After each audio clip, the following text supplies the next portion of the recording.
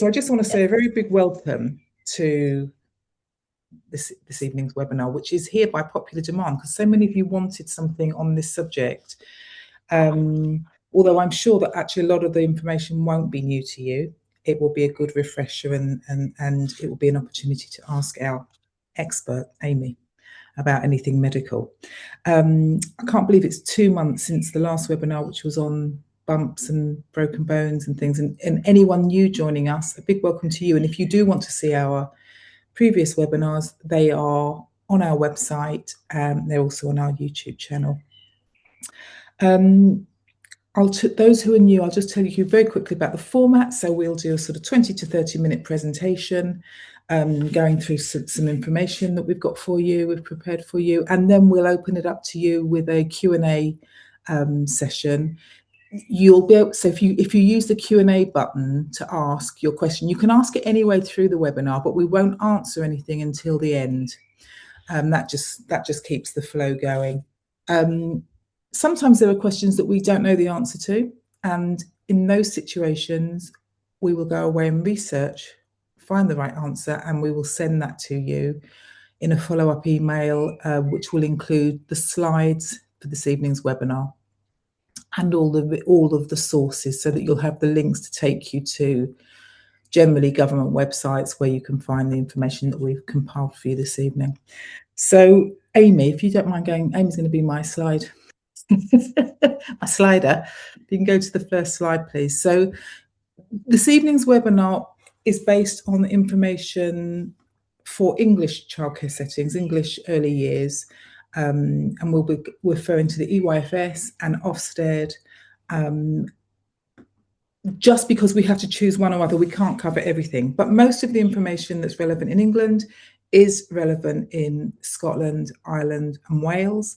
And we will be sending you the relevant websites for you to look at in case you want to go to those afterwards.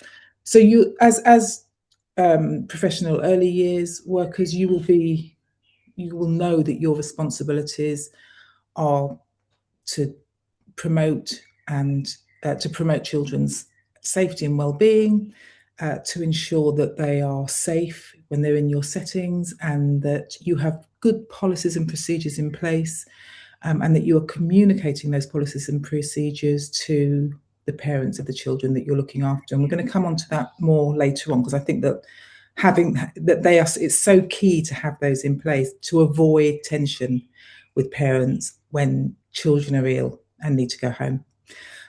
So Amy, if you go on to the next slide, please. And that's just basically reminding you that when Ofsted comes and inspects, they are checking that you are keeping children safe and well, and that you have your policies and procedures firmly in place. And obviously, if you're a childminder, this applies equally to you. And sometimes it's a little bit different because you're working alone, obviously, but you probably clear on what Ofsted expects when they come to visit you.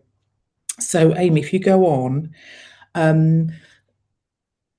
we're going to talk first of all about, I think, the easier bit about children's illnesses, which is the illnesses that require exclusion from a setting. Because, you know, here's the list. If your child's got any of these, they can't come. It's clear cut. Well, it's clear cut for some of them, actually, and that's what Amy's going to go through. And here we're going to base what we're going to talk about on the UK Health Security Agency, which is what we use in England. As I said, very similar to Public Health Wales, Scotland, and the Public Health Agency in Northern Ireland. So I'm going to hand over now to Amy, and she's going to go. Am I going to hand over to Amy? No, I'm not. I'm going to first of all explain that, as I'm sure that you'll know, that the reason these exclusion rules are in place is to protect children and to protect the staff in your setting. So the exclusions mean that illnesses are not being spread, vulnerable children and staff are being protected, you're supporting the recovery of the unwell child who needs to be at home resting, and the exclusions rules maintain safe staffing and ratios.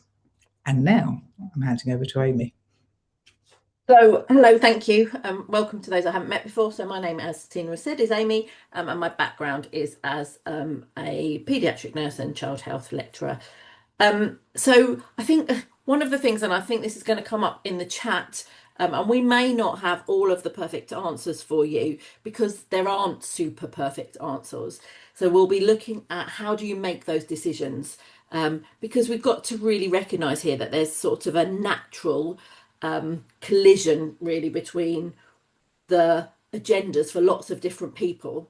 I mean, it's trying to make sure that at the centre of it, which would be what you are doing, is at the centre of it, there is that child. And sometimes it is actually better for a child who's just a little bit under the weather, but not significantly unwell, to stay within a childcare setting. The distraction, the encouragement to do normal behavior might well be much stronger, and then there are other times when it is very clear that the child shouldn't be with you, and one of those times is actually trying to think about things that actually are potentially infectious and are putting other children at risk. So we have a list that's available within these national documents. I guess my challenge for you, and this will probably come up in the Q&A, the challenge is slightly, well, how do I know I need a child to have been diagnosed with these problems? Um, so one of the things I would probably say with regard to this list, so I've got the list there, you can read it yourself and you're going to get that information, and it's got clear-cut numbers of days. I can answer questions if there are some about why for many of them, but it's pretty much those ones that are bacterial infections. It's about how long did it take for antibiotics really to start supporting the infection from clearing up. If it's so things like measles and mumps, so viral infections that are very contagious. They're only very contagious in those initial stages. Um, and things like chickenpox and impetigo, it's about how is the infection transferred on. So it's transferred on through the fluid that comes out from the either in the case of chickenpox, the little fluid-filled vesicles, or in impetigo, that's around the discharge that comes from the sores. So I guess the first one here is if someone comes to you or contacts you and says, my child has been diagnosed with mumps, you've got a very clear guidance there of, well, they, from the day that you started to notice the swelling, which is usually the first sign for mumps, 5 days' time, they can return to us. Assuming, and we'll go to look at that in a minute, they're well enough to be here. The only other thing I guess we could think of here, and we won't necessarily go into all of them through through this hour because it's a very short period of time.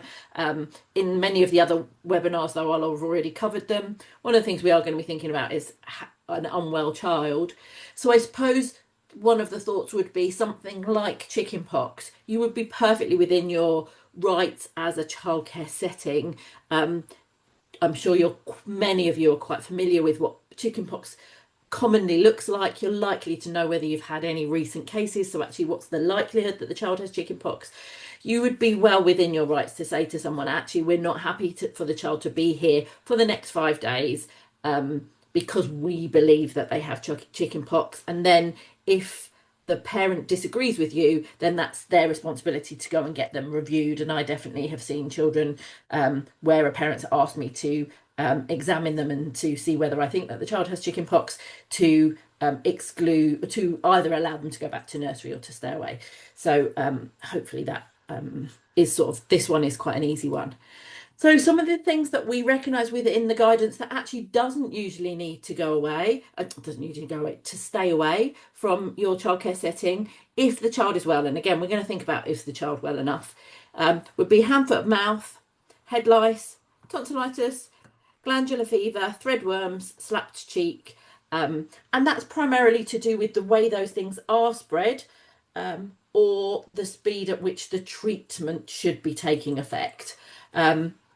So those areas within the national guidance, and again, some of you might disagree or agree with either of those two lists. It's not really, the purpose of this session isn't to debate whether the right illnesses are on the list or not. It's about what does the national guidance tell us that we should. So Public Health England predominantly will have directed this. What is it we're being directed to encourage not to mix with other children, and what are we encouraged to allow to carry on being together? The key bit for this is one, that you are given that bit of information. So one of the things Tina's going to talk about at the end is making sure that actually part of your agreement with a parent when you're working with them either as a childminder or in a early years setting is that they take responsibility for informing you of their child's health and any changes in their health. And then the second bit really is we've got that inclusion and exclusion guidance, but actually how well is the child? And for those of you that have joined me before, we've talked about that quite a lot. We've talked about spotting the unwell child. We've talked about how children present. And so that's really one of the things for you to think about. So before I come on to whether they're well or unwell and how we assess that, I think another thing for you also to recognise is that there's a number of factors that are going to go into your decision, or yours and your colleagues' decision, yours, your colleagues and the parents' decision about whether the child is well enough to attend. And there's going to be different things that come into that argument. So we will look at actually how demanding is the child's current health on your time, and therefore is that affecting how much the balance, so the normal balance of time that you have to spend with a child, is a child's illness significantly taking you away from the other children? So there'll be lots of things that come into effect. The first one should be, how is the child? So ultimately, do we think the child is well enough or not well enough to be with you? And that might depend on whether you're a childminder who only looks after one or two children, and you might have better capacity to look after a child who's a little bit more unwell, especially if the two children you look after, for example, are siblings, and therefore they have interaction with each other anyway, so there's no further risk. Your health isn't jeopardized in any way. You're not you don't have any underlying health conditions that would put you at risk. So those are the sort of things we'd think about. So how is the child? What is the risk status of this illness with regard to infection and transference? And that's taking you back to those two lists we've already looked at. What does the child need right now? So what is this? How is the illness manifesting itself? Is this just a rash, but actually a child who's really, really happy? And I've got a couple of examples of why that might be the case. Or is this a child who's feeling quite rotten and is quite clingy and needing to be cuddled and looked after, and just what are their current care needs? And so therefore, what's your current staffing capacity? One of the things we were talking about earlier is it is reasonable that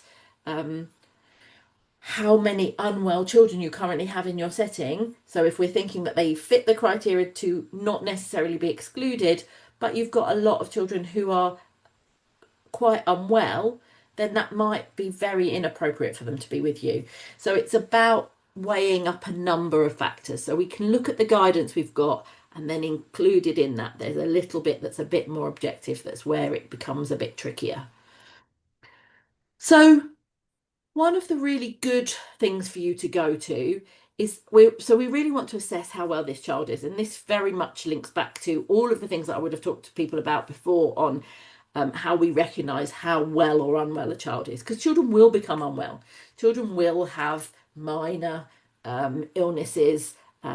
Children might have a temperature because of teething. So there's going to be a lot of things that come into your day to day that you might have a child who's a bit off colour, but actually generally is quite unwell.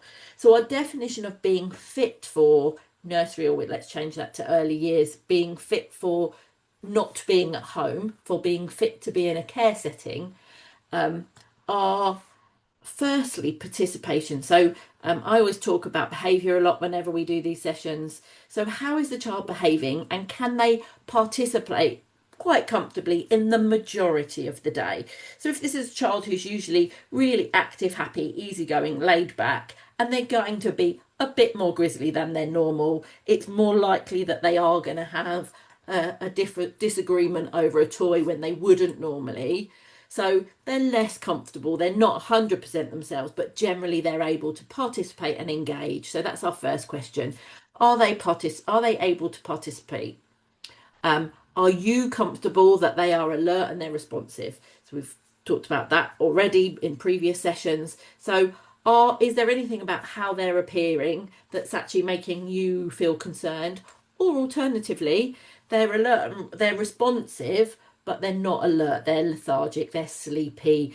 That, you know, a child who's sitting there on the floor falling asleep whilst they're trying to play isn't going to fit that criteria of engagement or comfortably participating. So, how alert and responsive are they? We'll come on to that significant fever or acute illness. That probably comes into the category of the list. Is there anything on that list that tells you that actually this is a condition where they shouldn't be here? Can they eat and drink adequately? That doesn't mean are they eating and drinking at their normal. You will be used to the patterns that children go through, and children that you can think of that you currently care for, who you know when they're growing because they eat so much, or you know when they're getting over a illness because they either start eating and drinking again or they just pick at food. So this is not, we're just looking at adequately. So drinking's more important really than the food. A day at nursery just picking at food is not going to be problematic. But are you happy that actually they're drinking, they're maintaining their hydration, and then how you measure that is also the output. So are they drinking relatively normally, and are they passing urine relatively normally? So this one's one of the ones that really might come into your decision making. Actually, what is the level of care that do they need? Is this a child who, yes, they're alert, yes, they're drinking, but they are pretty miserable and actually are needing continuous one-to-one care? That might be the point at which, for many of you, and again, this will depend on the age of the child and what your child to staff ratio is in that particular room, in that particular age group, if it's a care setting. Is this child needing continuous one-to-one care? And actually, in order for you to do that, you can't give the appropriate care to all of the other children. That might be when you determine that a child is no longer fit to be with you. Spreadable infection, that's not for you to determine, that's looking at that list. Go back to that list from 2 slides ago, those exclusion infections, so hasn't got one of those. And then, as I said, I've already brought in the safety ratios. So our sort of checklist, which is going to be obviously the opposite to what we've just run through, can they join in normally? So if a child can join in normally, even if they're less enthusiastic than normal, there is a bit of a change, but they're interested, they're wanting to play, then I would also argue that even if a child's got the end of a viral illness, got a really nasty cold, actually maybe nursery is still the best place for them to be at. That's still the place that's going to be more likely to encourage, engage them, keep them alert. So it will be very appropriate for them to still be there. Definitely with some things like my injuries. I know we're looking more about illness, but injuries, I would often say to a parent that actually one of the best things, assuming the nursery can manage whatever the injury is, then actually to be in an environment with other children provides better pain relief because the child is distracted. It provides attention. It is more positive, and the child has far more things that they can do and play with. It may well be completely appropriate for the child to be with you. So as I said, not well enough would be can't join in normally, needs a lot of attention that is more than your normal, is just unhappy and distressed. So they are more lethargic, and actually they really clearly are feeling symptomatic. They are feeling unwell, and they're not really appropriately happy or comfortable to be with you. Not being able to eat and drink, again, how much of that additional care can you deliver to a child, for example, who isn't drinking very well and is needing you to encourage little sips often? That might be the sort of level in which you say, no, this, you know, we're having to make sure this child's drinking every 10 to 15 minutes and they'll only take a mouthful at a time. That's outside of the parameters of what we can support. And then we've got the infectious symptoms that keep coming up. So the sort of things, though, that often come up on the opposite side of the spectrum. So this is probably the so one of the things that come, and we are going to talk about temperatures in a second. So the sort of things where you might feel like you sometimes have a little bit of pressure to take a child. So it may well be that the child's arrived with you and they'd had Calpol not long before they turned up. So on arrival, they seemed okay, but very quickly they have responded to being more symptomatic again. And I'll talk why I keep saying symptomatic. But their Calpol's worn off, so the paracetamol's worn off, or they've had children's Nurofen and that's worn off. And actually now they're not looking quite so happy or well. It's not so much about whether they've got a bit of a temperature again. It's more they're not seeming so unwell. It isn't necessarily appropriate for us just to say, well, they wanted to come, so we came. They were fine in the very brief moment. So even if they were fine before they were dropped at nursery, if during the morning or during the day you've decided that they're no longer well enough to be there, then that is an appropriate decision. Obviously, the one that is contentious and difficult, and probably that's going to come up in the questions, is that everyone does have conflicting challenges. And for many parents, the challenge is the fact that they're also trying to juggle how well or unwell their child is with the challenges of also being at work. And you are within your rights, as many of you will recognise, or it is to focus that decision back on, not so much within your rights. Actually, the right thing for you to do is to focus the decision making about whether the child should be there back onto what does the child need. So you can be, and we'll talk about it, caring and empathetic about the fact that the parent has got a challenge and it's maybe very difficult for them not to be at work, but actually your decision should come round to, is the child currently well enough?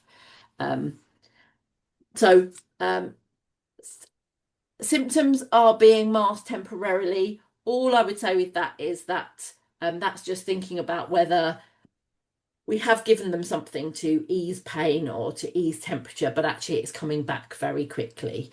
If you're in an environment where a child has pain relief or antipyretics or something for their temperature, and they perk straight back up and they're really quite lively for quite a lot of the day and they're really able to engage, we don't think that they've got any of the high risk conditions, and you are able to give them medication and they need just one further dose to the day, then that's a child who I would think actually is appropriate to be with you if they're engaged and taking part in all of the normal activities. The fact that they might become a little bit symptomatic and a bit droopy but respond then to Calpol after 5 hours of being with you or 6 hours of being with you, that's not necessarily problematic. So temperature is an interesting one. Again, those of you that have come to the temperature session, temperature is a symptom. It's not an illness, it's just a symptom. And different children, particularly those of you that are working with under fives, which is going to be most of you, under fives respond quickly and rapidly to many things that affect their temperature, including something as simple as teething. So because of the way that the hypothalamus develops, so the part of the brain that controls our temperature isn't mature in the under fives, children under 5 will present with a temperature. So temperature alone means very little. It doesn't necessarily measure how well or unwell a child is, and that's really important to remember. You shouldn't be just excluding children from your environments because they have a temperature. What we should be looking at is how is the child with that temperature. So do they have a temperature and they're also now far more lethargic, not really feeling well with it.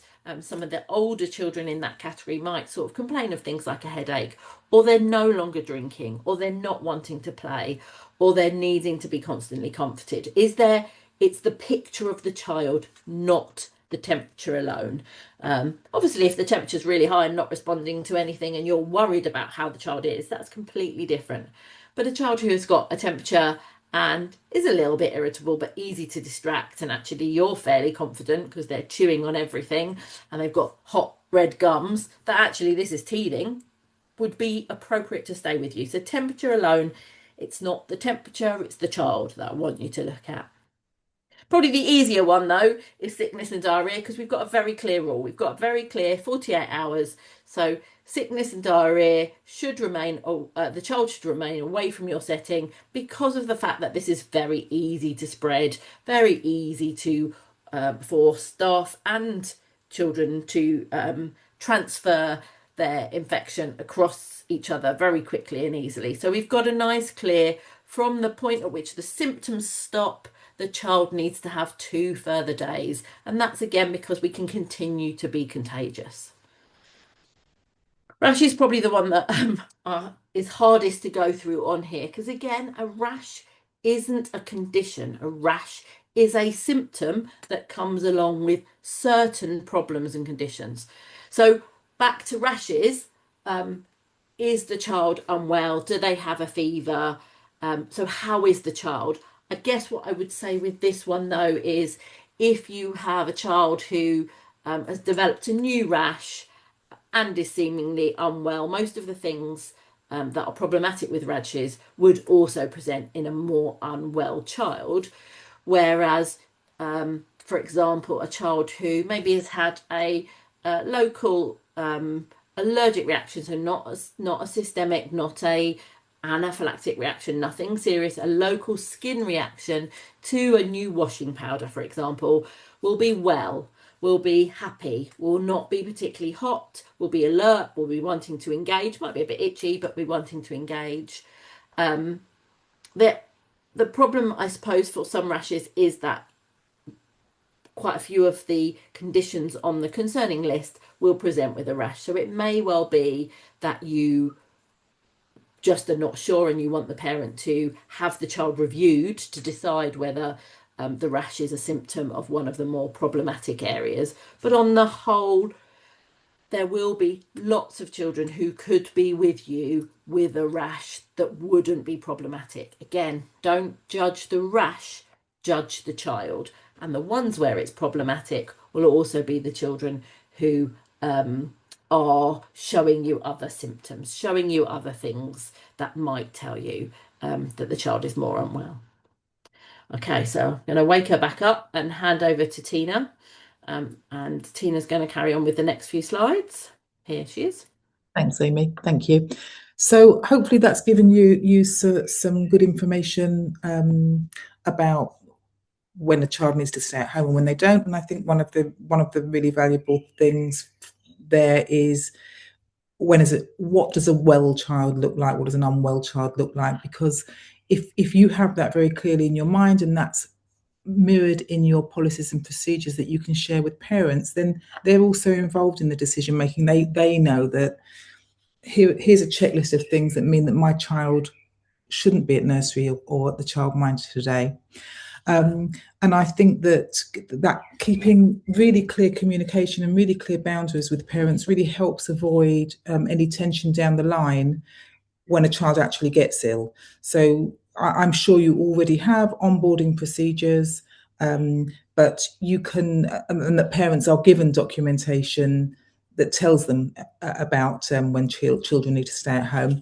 But you can reinforce that with things like this. This is a great poster that I'm going to send you. You may already know about it. There's also a great link on the NHS website for Is My Child Too Ill for School? And I think it's really worthwhile having those printed off and put in prominent places, where parents drop off and pick up. So that's kind of they're looking at it, they're familiar with it, so that it's not a surprise when their child, when you might have to call them and say your child needs to stay at home today, come home today, you need to come and collect your child, in line with our policy. Amy, if you don't mind going to the next slide. Thank you. And we know from speaking to early years professionals that sometimes this can be really difficult for the reason Amy said earlier, that everyone's challenged, everyone's juggling so many things. And sometimes it feels like the child staying at nursery is much more important than everything else. But I think everything always has to come back to everyone being on the same page and accepting that it's what's in the best interest of the child that needs to be at the top of the list. And so apart from having very clear policies and procedures, having, as I said, things around your setting that help inform parents, the way that you speak to parents and carers will also make a difference to the way that they respond to what you're telling them.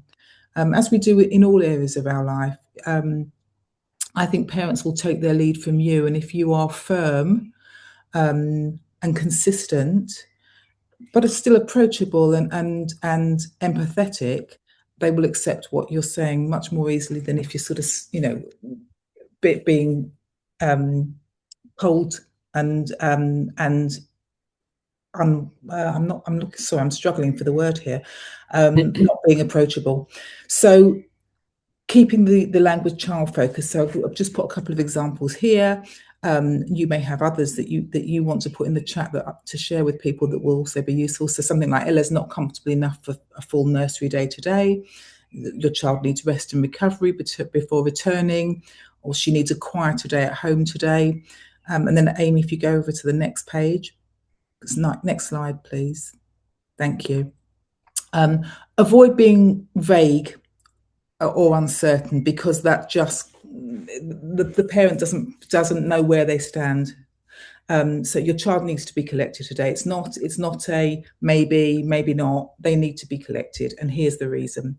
And base your reason on your policy, which they will already be familiar with, and make it clear that it's the same for it's the same policy and procedure, whoever the child is. It's all that you're consistent and you're fair. Amy, if you're going to the next slide.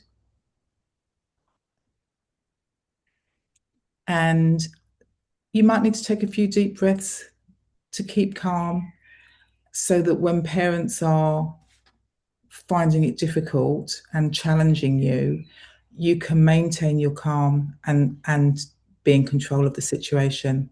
So things like, I understand this may be inconvenient. I appreciate it's difficult to arrange childcare. And then specific about next steps, so that they know where they stand. They've got to check their child needs to go home today, but this is where we're going forward. If they've got sickness and diarrhea, they need to be off for 48 hours after the last episode, etc. Amy, next one, please.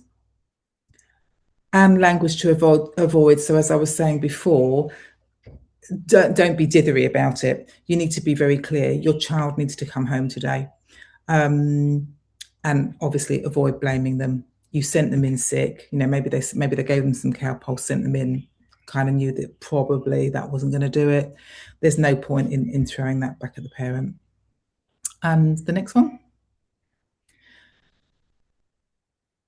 Yeah, and focus on, so this is quite a good formula to focus on what you're observing now when you're talking to a parent. So this is what I've seen. The child's vomited, for example.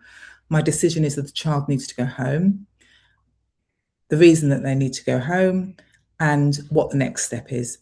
And if you've got that sort of in your mind, and I think that you may already do this in teams and childminders, maybe it's more difficult, but I know that lots of you are in childminding groups, is to role play these difficult conversations and see how it feels. And also remember that it's not just about the words that you use, it's about your body language. So you want to make sure that you are engaging with the parent, giving them an opportunity to speak, showing them that you're listening and that you're understanding, and that you're appreciating that the situation may be difficult.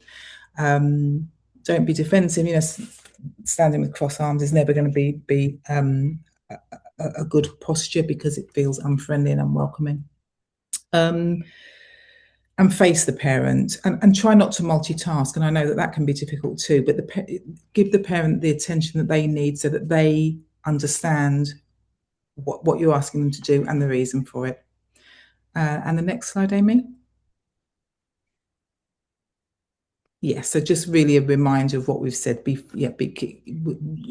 Firm decisions, consistency, so that they respect your decisions. And childminders, obviously, it can feel a little different because it's in your home, but the boundaries need to be the same.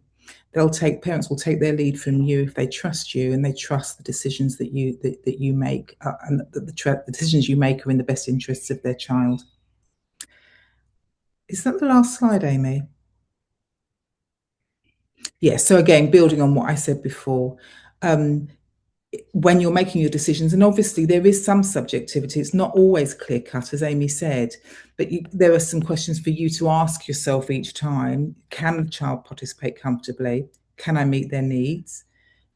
Could infections spread if they stay? Do we need some medical advice to really know whether this rash is just something minor that's not contagious, or or is it, and in which case the child needs to go home. And am I applying policy fairly? And for childminders particularly, if you are the only childminder in the setting, can you manage the other children if you've got this one child that needs extra attention? And I think that is it. Oh, and just got this last one. Then you're there. Then you're there. If you are unwell, you know, we spread infection just as children spread infection. And if you're unwell, and particularly for a childminder, can you supervise safely? Can you meet hygiene needs? Are you infectious? And can you respond in an emergency? And sometimes it may mean, as if your childminder, that you need to temporarily close your setting, because that's in the best interest of the children. And in nurseries, you may need to make plans for other staff to come in, so that you're meeting the ratio requirements. And that is the end of the presentation. Thank you for all coming. Hopefully it was more helpful than not helpful, and we will see you again soon. Amy, thank you so much. We really appreciate your expertise on child health, and I hope everyone did take something positive from that. And it's so hard when there are these grey areas and you can't just say, you know, when it's not a black and white answer. We are here to support you. If there are any questions that didn't get answered or that you think of, please email me, tina@safeandsound.uk.net. As I said, give me a couple of days. We will send you all of the resources, because you might want to share them with your team. And we'll also have this webinar. It's being recorded, so you'll be able to share it. Hopefully we did do the record, press the record button this time. We'll also let you know about future webinars. They haven't been put up on the website yet. We've been a bit slow this year, but they are coming and they are planned. And it's great to see you all, and see you next time. Bye.